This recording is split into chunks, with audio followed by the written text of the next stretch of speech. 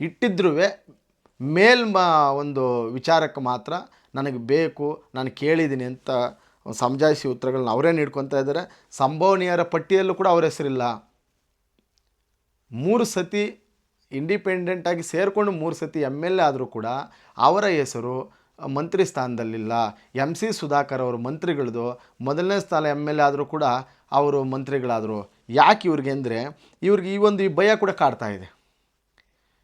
ಈ ಹೈಕೋರ್ಟ್ ಏನಾದರೂ ಶಾಸಕ ಸ್ಥಾನ ಅನರ್ಹತೆ ಬಗ್ಗೆ ಅಸಿಂಧುಗೊಳಿಸಿದ್ರೆ ಮುಂದಿನ ದಾರಿ ಏನು ಮತ್ತು ಏನಾಗುತ್ತೆ, ಮಂತ್ರಿ ತಗೊಂಡು ಏನು ಮಾಡೋದು? ಸೊ ಇಂಥ ವಿಚಾರಗಳೆಲ್ಲ ಅವ್ರು ಕೂಡ ಗೊತ್ತಿದೆ.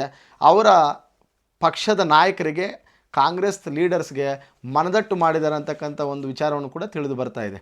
ಅಂದರೆ ನೆಕ್ಸ್ಟ್ ಏನಾದರೂ ಹಿಂಗಾದರೆ ಏನಾಗ್ಬೋದು, ಇಲ್ಲ ಕೋರ್ಟ್ ಏನಾದ್ರು ನನ್ನನ್ನು ಅಸಿಂಧುಗೊಳಿಸ್ತು, ಇಲ್ಲ 6 ವರ್ಷ ನೀನು ಕಂಟೆಸ್ಟ್ ಮಾಡಬಾರ್ದು ಅಂತ ಹೇಳ್ತು, ಆವಾಗ ಏನು ಮಾಡಬೇಕಾಗಿದೆ? ಮಗನ ನಿಲ್ಲಿಸ್ಬೇಕಾ, ಇಲ್ಲ ಉಪಚುನಾವಣೆ ಬರ್ತದಾ, ಇಲ್ಲ ಅವರ ಹೆಂಡ್ತಿ ಅವ್ರು ನಿಲ್ಲಿಸ್ಬೇಕಾ? ಈ ಥರ ಎಲ್ಲ ಅವ್ರ ಐಡಿಯಾಸ್ ಅವ್ರಿಗೆ ಇರ್ತವೆ.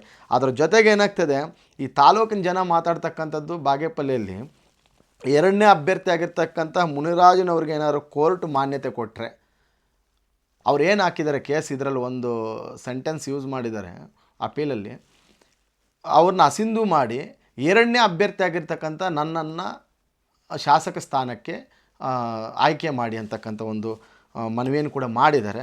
ಕೋರ್ಟ್ ಅದನ್ನೇನಾದರೂ ಮನವಿಯನ್ನು ಅಕ್ಸೆಪ್ಟ್ ಮಾಡಿದರೆ BJP ಅಭ್ಯರ್ಥಿ ಮುನಿರಾಜನವರು MLA ಆಗ್ತಕ್ಕಂಥ ಎಲ್ಲ ಸಾಧ್ಯತೆಗಳು ಕೂಡ ಇದ್ದಾವೆ. ಇಲ್ಲ ಒಂದು ವೇಳೆ ಉಪಚುನಾವಣೆಗೆ ಹೋಗಿ ಅವ್ರು ಮಾಡಿರೋದು ತಪ್ಪೇ ಆಗಿರ್ಬೋದು, ಆದರೆ 2ನೇ ಅಭ್ಯರ್ಥಿಯನ್ನು ನಾವು ಸೆಲೆಕ್ಟ್ ಮಾಡೋಕ್ಕಾಗಲ್ಲ.